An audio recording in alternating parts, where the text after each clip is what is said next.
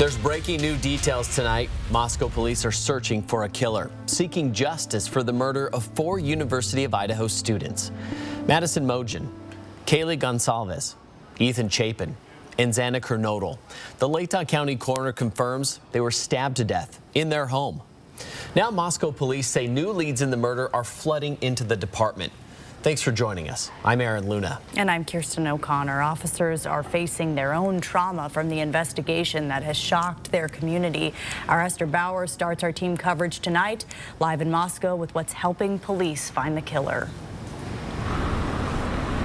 Well, I'm live here at the University of Idaho entrance where this memorial behind me is growing larger by the day. And so is the workload for officers who are now putting in 16 to 17-hour shifts trying to track down a killer still on the loose. I think you see the exhaustion.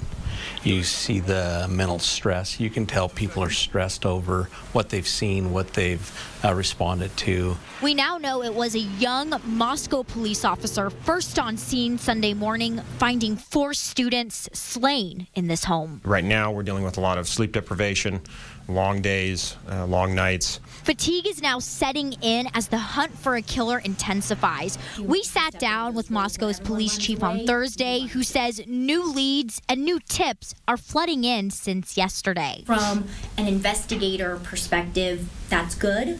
It's very good, but that's work, and that's time, and that's every one of those have to be followed up. Following up on officers is also crucial to make sure they're working at peak performance. That's what we need. We need all hands on deck, and we need everybody to be dialed in and working at their peak performance that we can get. And so if we have officers that are having a difficult time or suffering in some way, and we can get them the help that they need to get over that and to get back to work, that's what we need. As they piece together a murder puzzling everyone and leaving more questions than answers. We don't give up.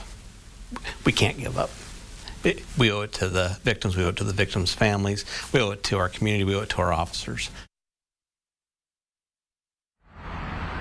And I want to leave you with some breaking information that just came into our newsroom. The Latah County coroner says she believes all these victims were stabbed multiple times with a large knife. She also says at this time there is no indication of any kind of sexual assault.